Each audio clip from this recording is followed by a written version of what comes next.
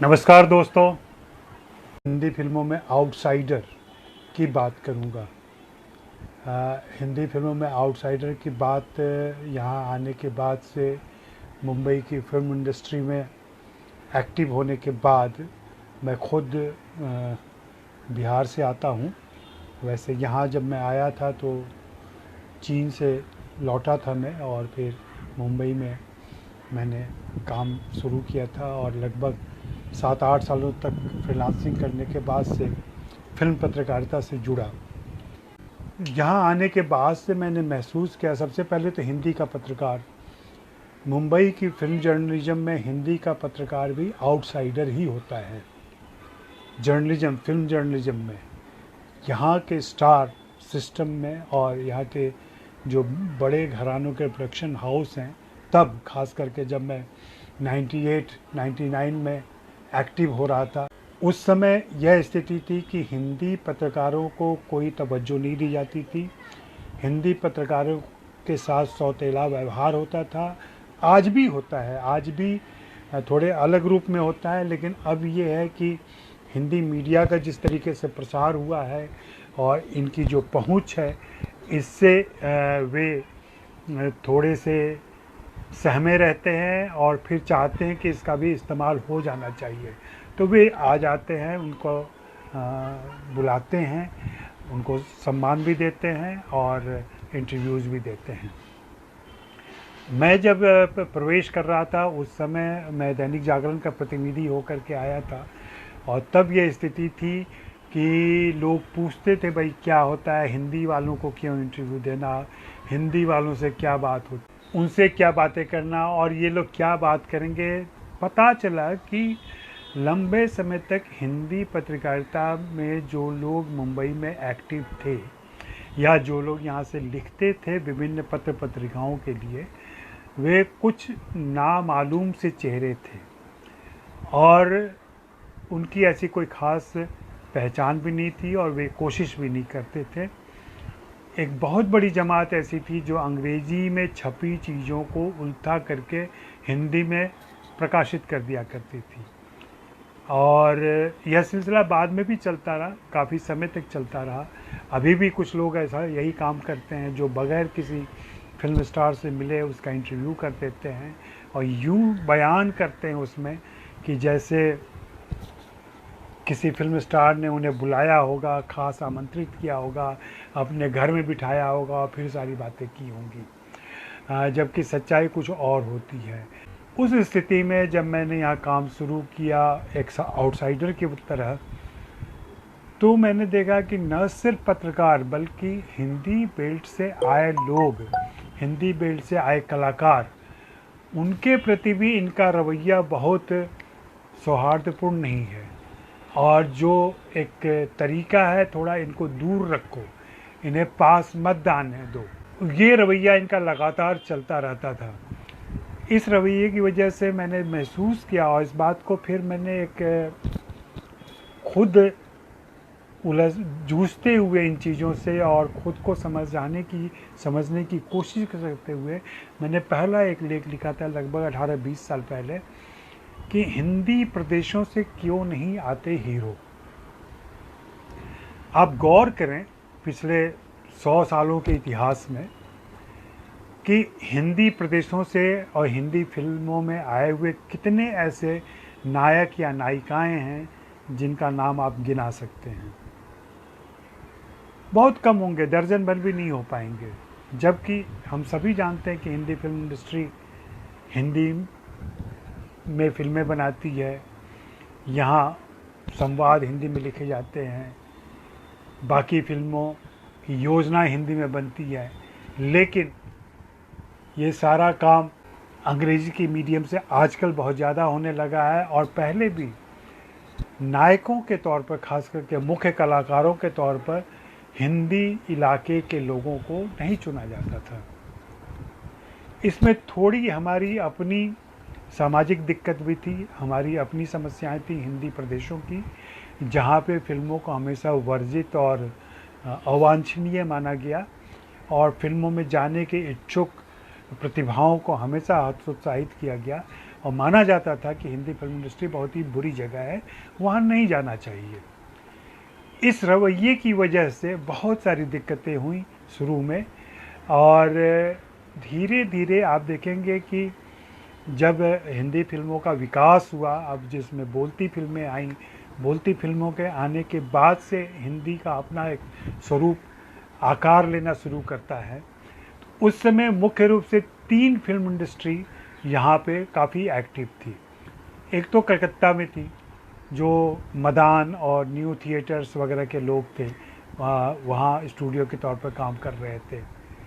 उसके अलावा लाहौर था, लाहौर में भी फिल्में बन रही थी, कम बन रही थी, लेकिन लाहौर में कलाकार बहुत सारे आ रहे थे, लाहौर से कलाकार आ रहे थे, और वे लोग मुंबई भी आते थे, वहाँ भी काम करते थे, और लाहौर से ही लोग कलकत्ता भी जाते थे। आप देखें कि के.एल. सहगल पंजाब के थे, लाहौर के आसपास के थे, अमृतसर के थे, पृथ्वीराज कपूर पेशावर के थे, और फिर लाहौर होते हुए वो भी कलकत्ता पहुँचे थे। तो ये सारे लोग कलकत्ता जाके भी काम कर रहे थे, मुंबई में लोग आ रहे थे, और फिर एक लाहौर की अपनी फिल्म इंडस्ट्री विकसित हो रही थी। आपको बताऊं मैं कि मैं इन दिनों एक ख़ास रिसर्च भी कर रहा हूं लाहौर के ऊपर, और मेरी अपनी जानकारी के हिसाब से लाहौर में आज़ादी के पहले, मतलब अविभाजित भारत में, लगभग 140-50 फिल्में बनी हैं। तो जैसा कि मैंने कहा कि मैंने एक सवाल छोड़ा आपके पास कि हिंदी प्रदेशों से क्यों नहीं आते हीरो। इस पर ये सुनते हुए भी आप सोचिए, और अपने समाधान, अगर आपके पास कोई जवाब हो इसका, आपके पास कोई ऑब्जर्वेशन हो इस बात का, तो ज़रूर लिखिए और हमें समृद्ध कीजिए, दूसरों को भी समृद्ध कीजिए अपनी जिज्ञासाओं से और अपने जवाबों से। मेरे मन में ये सवाल बहुत रहा, और मैंने तमाम लोगों से पूछा, तमाम अभिनेताओं से पूछा, जो लोग हिंदी बेल्ट से आते हैं उनसे पूछा, जो लोग चरित्र अभिनेताओं के तौर पर काम करते हैं उनसे पूछा कि ऐसा क्यों होता है कि उनको मुख्य भूमिकाएं नहीं दी जाती हैं, क्यों इस तरह की दिक्कत होती है। पता चला हिस्टोरिकली, जी हाँ, ये सच्चाई है और इस बात से हमें इनकार नहीं करना चाहिए, जब हिंदी फिल्में अपना स्वरूप ग्रहण कर रही थी, तब जिनका प्रभाव सबसे ज़्यादा हिंदी फिल्मों पर पड़ा वे पंजाब से आए लोग थे। पंजाब से आए लोगों की खासियत क्या थी कि वहाँ की भाषा उर्दू थी, और उर्दू होने की वजह से, और खड़ी बोली आगरे की बोली है जो पंजाब के आसपास जाती है और उधर से निकलती है, उसकी वजह से हिंदी भाषा पर, जो आज हम हिंदी बोलते हैं ये नहीं, उस समय की हिंदी जिसको हिंदुस्तानी कहते हैं, उस पर उनका कमांड बहुत ज़्यादा था। उच्चारण, बोलना, लिखना, यहाँ तक कि गीतकार भी आप देखें, शुरू में ज़्यादातर गीतकार पंजाब से आते हैं, शुरू में संगीतकार भी पंजाब से आते हैं। गुलाम हैदर का नाम कौन भूल सकता है। गुलाम हैदर जिन्होंने शमशाद बेगम को इंट्रोड्यूस किया, जिन्होंने नूर जहाँ को इंट्रोड्यूस किया, जिन्होंने लता मंगेशकर को बड़ा मौका दिया, जिन्होंने और भी दूसरे गायकों को और दूसरे लोगों को मौका दिया, और संगीत की वह परंपरा विकसित की जो आज हिंदी फिल्मों के लिए बहुत ही ज़रूरी हो गया है। आज भी आप देखें कि हिंदी फिल्मों में कोई ना कोई एक पंजाबी गीत होता ही है, पंजाबी बीट होता ही है। तो इनका इन्फ्लुएंस, और फिर जब हीरो चुने जाने लगे तो हीरो में यह क्वालिटी देखी जाती थी, और कहीं ना कहीं हीरो कैसे हों। आप हिंदी फिल्मों के हीरो को शुरू से देखना शुरू करें, दिलीप कुमार या उसके आसपास से, मोतीलाल हैं, दिलीप कुमार हैं, राज कपूर हैं, देवानंद हैं, ये तीनों लाहौर से आते हैं। तीनों पे, 2 पेशावर से आते हैं, 1 लाहौर से आते हैं, और तीनों पंजाबी हैं। इसी प्रकार से और भी बहुत सारे ऐसे कलाकार, प्राण साहब खुद लाहौर से आते हैं, बहुत सारे निर्देशक वहाँ से आए, निर्माता चोपड़ा वहाँ से आते हैं।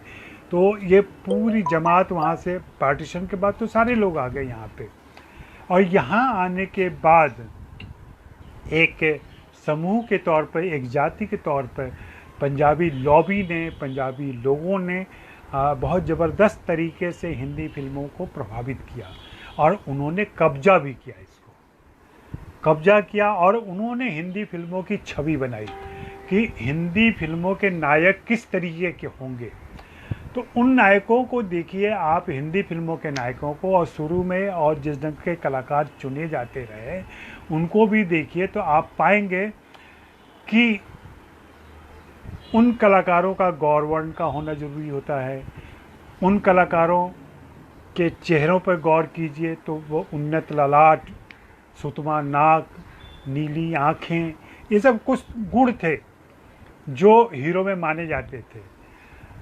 और उनके नाम कुछ भी हो सकते हैं, उनके नाम ये देखिए एक ही उसको हम क्या कहें, रेस कह सकते हैं, उसको एक जाति कह सकते हैं जो उस इलाके से आती है, उत्तर पश्चिम इलाके से देश के। और कुछ लोग उसको आर्यन रेस भी कहते हैं। तो वो आर्यन ही देश में आए, हिंदी फिल्मों में आए, और उन्होंने बहुत ही पुख्ता नींव डाली और अपनी स्थिति मजबूत की। बाद में हीरो के तौर पे वही चीज़ देखी जाने लगी कि ये वैसे लोग होने चाहिए। आप हिंदी प्रदेशों के हम लोग जो हैं, हमारे चेहरे देखें, हम लोगों को देखें, तो हम सभी जानते हैं कि हम लोग गेहुआ, सांवला, काले ऐसे होते हैं। उसके अलावा हमारी भाषाएं, चाहे वो मैथिली हो, भोजपुरी हो, अवधी हो, ब्रज हो, या अन्य दूसरी भाषाएं हों, छत्तीसगढ़ी हो, ये इतनी मजबूत परंपरा वाली भाषाएं हैं और इतनी पुरानी भाषाएं हैं कि जब हमने हिंदी सीखी और हिंदी बोलना शुरू किया तो हमारी हिंदी पर इन भाषाओं का बहुत ज़्यादा असर रहा। और हिंदी सिनेमा में जिस हिंदी की ज़रूरत थी, या माना जाने लगा था, ये एक धारणा बना दी गई थी कि वही हिंदी चलेगी जो पंजाब के लोग साफ उच्चारण के साथ बोलते हैं, जिनके हिंदी और उर्दू शब्दों के उच्चारण बहुत साफ हैं। हिंदी प्रदेशों के लोग आज भी लखनऊ के आसपास के इलाके को छोड़ दें और अलीगढ़ के आसपास के इलाकों को छोड़ दें, तो और कुछ मुस्लिम परिवेश से आए हुए लोग या कुछ उर्दू सीखे हुए व्यक्तियों को छोड़ दें, तो हम लोगों के उच्चारण में, उर्दू बोलने में दिक्कतें हैं, हम सही उच्चारण नहीं करते हैं। ये ठीक है कि अब हिंदी वैसी नहीं रह गई है, और अब जो हिंदी बोली जा रही है वो बहुत ही आम फहम हिंदी हो गई है। संवादों में भी वैसी हिंदी आ गई है जहाँ डायलॉग बाजी ख़त्म हो चुका है। तो वहाँ पे फिर स्थितियाँ बदल रही हैं, और आप इसी तरीके से देखें कि अब वैसे नायकों को भूमिकाएं भी मिल रही हैं, अब वैसे कलाकारों को भूमिकाएं भी मिल रही हैं, उन्हें मेन लीड भी मिल रहा है। एक लंबे संघर्ष के बाद मनोज बाजपेयी ने या इरफान खान ने या आशुतोष राणा ने जो जगह बनाई थी, उसके पहले कौन था? उसके पहले ले दे करके हमारे पास एक शत्रुघ्न सिन्हा थे और एक राज बब्बर थे, और अमिताभ बच्चन कह सकते हैं इलाहाबाद के थे, उनकी जड़ें इलाहाबाद की हैं, लेकिन वह भी आधे पंजाबी हैं और पंजाब का उन पर असर रहा है। तो ये बेसिकली ये जो प्रेरणा मिली थी हीरो की ना, वो राजा रवि वर्मा की पेंटिंग जो भगवानों देवताओं की होती थी ना, उनसे प्रेरित थी ये। उनसे प्रेरित होकर के हमने एक हीरो की छवि विकसित की, काल्पनिक छवि थी जो शुरू में, लेकिन बाद में वैसे लोग हम उत्तर पश्चिम के इलाके में दिखने लगे हमें।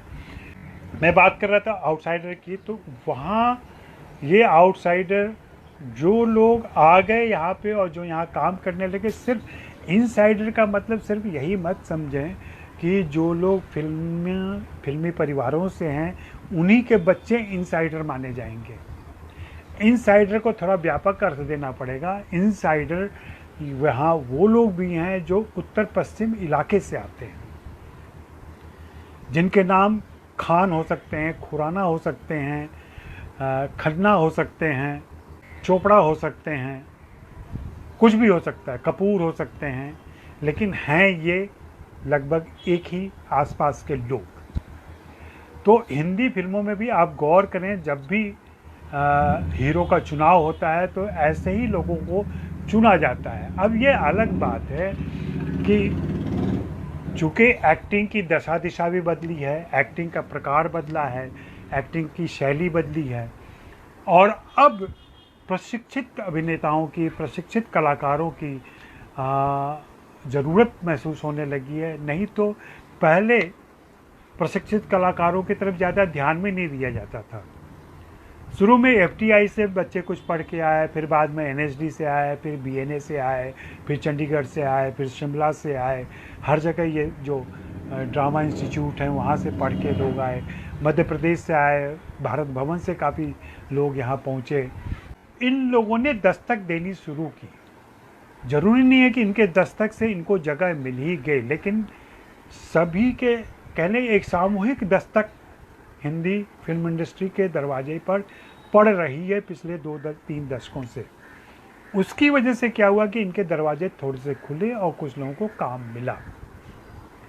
अब काम मिलने में भी ये किया जाता है कि काम मिलने के बाद से ये देखा जाता है कि इसको रखो लो, लेकिन इससे कुछ ऐसे काम लो जिसमें ये मेन लीड में वो स्टार स्टेटस ना हासिल कर सके। स्टार स्टेटस आप समझ सकते हैं, जब मैं स्टार या कमर्शियल सिनेमा के एंगल में बात कर रहा हूँ, मैं कमर्शियल सिनेमा की पृष्ठभूमि पर, तो स्टार स्टेटस मिलते ही इनके कान खड़े हो जाते हैं और ये आपको चुनौती समझ लेते हैं। फिर चुनौती समझ के दरकिनार करने की ज़रूरत, फिर इग्नोर करने का, फिर कास्ट न करना, फिर छल प्रपंच करना, आपकी इमेज को ख़राब करना किसी तरीके से, ये सारी कोशिशें होती। अभी जो मामला उठा हुआ है राजपूत के निधन के बाद से, वह कहीं ना कहीं इससे जाके जुड़ता है। या कंगना ने जो 2-3 साल पहले सीधा सीधा आरोप लगाया था करण जौहर पर नेपोटिज्म का, ये मामला वहाँ शुरू होता है। और बात यह नहीं है नेपोटिज्म का मतलब ये आप प्रतिभाशाली व्यक्तियों को मौका मिले तो नेपोटिज्म नहीं है और कम प्रतिभाशाली को मिले तो नेपोटिज्म है, ऐसा नहीं कर सकते आप। क्योंकि जब पहला या दूसरा मौका मिलेगा तभी तो पता चलेगा कि उसमें प्रतिभा है कि नहीं है। मैं तो पहले मौके को ही नेपोटिज्म मानता हूँ। अगर पहला मौका ही मिलता है इस वजह से, भाई भतीजावाद की वजह से, तो वह नेपोटिज्म है। लेकिन जो बाहर से लड़के आते हैं, जो आउटसाइडर जिनको मैं कहता हूँ, जिनकी बात मैं लगातार करता रहा हूँ और जिनके साथ में खड़ा रहता हूँ और जिनकी वकालत भी करता हूँ, जिनका पक्ष भी लेता हूँ, उनकी तारीफ़ भी करता हूँ उनके कामों की, तो उन लोगों को बहुत ज़बरदस्त मुकाबला करना पड़ता है ऐसे लोगों के साथ। जो जमे जमाए लोग यहाँ के हैं, जो यहाँ के स्थापित लोग हैं, वे असुरक्षा में आ जाते हैं और फिर उनकी साजिशें चालू होती हैं, फिर उनकी बैड माउथिंग चालू होती है, फिर वे आपकी छवि और आपकी इमेज ख़राब करते हैं। और राजपूत के, सुशांत सिंह राजपूत के मामले में भी हम इस बात को देख रहे हैं और ऐसी खबरें आ रही हैं कि ब्लाइंड आइटम लिख करके उनकी छवि खराब की गई और बाकी चीज़ें की गई। और ये सच्चाई है, मतलब मैं लिखी तो अभी जा रही हैं, लेकिन सच्चाई ये काफ़ी दिनों से चली आ रही। और सचमुच इमेज ख़राब करने की, या वो घोषित रूप से नहीं होता है कि भाई इसको बायकॉट कर दो या ऐसे कोई सर्कुलर जारी कर दो कि भाई ए पर्सन को आपसे काम नहीं देना है या बी पर्सन को आपसे काम नहीं देना है। लेकिन चुनाव करते वक्त, फिल्म की योजनाएं बनाते वक्त और फिल्मों के लिए कास्टिंग करते समय इस बात का पूरा ख्याल रखा जाता है कि हो सके, जितना हो सके, ऐसे लोगों से दूर रहो। दूसरी एक बात जो समझ में आती है कि शुरू में अगर कोई नया कलाकार है और पहला मौका तलाश रहा है तो उसको बड़ा मौका देने में एक बहुत बड़ा जोखिम होता है।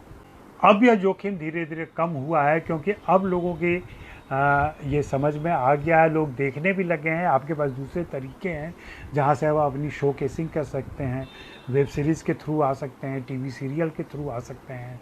खुद सुशांत सिंह राजपूत टीवी शोज से आए थे, हाँ, और ऐसे बहुत सारे कलाकार आ भी रहे हैं जो पहले टीवी शोज़ करते हैं और फिर उसके बाद से फिल्मों में आते हैं और फिल्मों में आने के बाद से अपनी एक जगह बनाते हैं। लेकिन हाल फिलहाल में जैसी जगह सुशांत ने बनाई थी और जो स्टार स्टेटस हासिल किया था, उन्होंने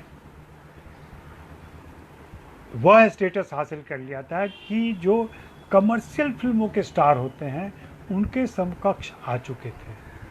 और उनकी समस्याएं वास्तव में शुरू होती हैं MS धोनी के बाद।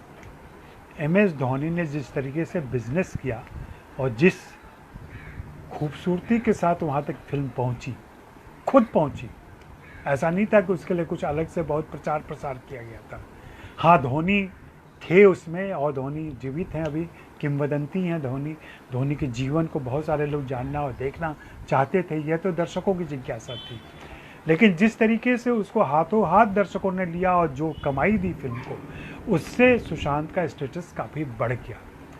और फिर क्यों ना, मतलब अगर लोग कह रहे हैं कि वो बहुत नकचढ़े हो गए थे और वो फिल्में चूज करते थे अपने हिसाब से और कुछ चुनिंदा काम करना चाहते थे, तो ये छूट तो होनी चाहिए ना। यह छूट तो आमिर खान को मिली हुई है, आमिर खान को पिछले 15 सालों से मिली हुई है ये छूट। सरफरोश के बाद से उन्होंने तय कर लिया कि अब मुझे लिमिटेड काम करना है, मुझे चुनी हुई फिल्मों में काम करना है, तो वो करें तो जायज़ है। और बाहर का कोई ऐसा अगर करे तो आप कहेंगे कि नहीं, वो अहंकारी हो गया है, उसमें घमंड आ गया है, वह इतराता फिर रहा है। ऐसा नहीं होता है। और मैं इनका तो साक्षात गवाह रहा हूँ, मेरे पास साक्ष्य हैं इनके, जहाँ इनके साथ बदतमीजियाँ की गई हैं, जहाँ इनका तिरस्कार किया गया, अपमान किया गया, फिल्मों से बाहर किया गया। तो ये सारी चीज़ें होती रही हैं और आज भी हो रही हैं। ऑनलाइन मीडिया का प्रभाव कलाकारों पर अधिक पड़ता है, तेज़ी से भी अपना प्रभाव डालता है। बिल्कुल सही बात है। अभी ऑनलाइन मीडिया और सोशल मीडिया जिस तरीके से एक्टिव हो गया है और हमारी ज़िंदगी में प्रवेश कर चुका है, वह उसका असर होता है। ये चीज़ें भले ही कलाकार ये कहते रहे हैं कि हमें कोई फ़र्क नहीं पड़ता कि लोग मेरे बारे में क्या लिख रहे हैं, लेकिन अगर बार बार लिख रहे हैं और बार बार झूठ ही फैला रहे हैं, तो 100 बार बोला गया झूठ सच प्रतीत होने लगता है। हमें लगने लगता है कि ज़रूर ऐसी कोई बात होगी। तो फिर कुछ लोग आशंकित होते हैं, कुछ लोग डरते हैं और फिर वो किनारा कसी करते हैं। क्योंकि हिंदी फिल्में काफ़ी प्रयोग कर रही हैं इस बीच में और बहुत अच्छा काम भी सामने आ रहा है। हर तरह की कंटेंट प्रधान फिल्में आ रही हैं, महत्वपूर्ण फिल्में आ रही हैं। और कचरा, मैं फिर से याद दिलाऊंगा कि कचरा तो हमेशा आता रहेगा, कचरा हमेशा बहता रहेगा। अब ये हम पर निर्भर करता है कि हम उस कचरे को चुनते हैं कि नहीं चुनते हैं। स्टार सिस्टम का तिलिस्म टूटेगा, तिलिस्म टूट रहा है और टूटने की वजह तो बहुत सारी है। तो दोस्तों, मेरा वक्त ख़त्म हो रहा है। आउटसाइडर का मामला गर्म है, इसलिए मैं आउटसाइडर का थोड़ा हिस्टोरिकल रेफरेंस आपको दे रहा था ताकि आपकी समझदारी विकसित हो। सिर्फ भावनात्मक उफान में आप अपना गुस्सा जाहिर न करें, उस सच्चाई को भी समझने की कोशिश करें जिसकी वजह से ये आउटसाइडर इनसाइडर की बातें चलती हैं, आउटसाइडर इनसाइडर की समस्या बढ़ गई है।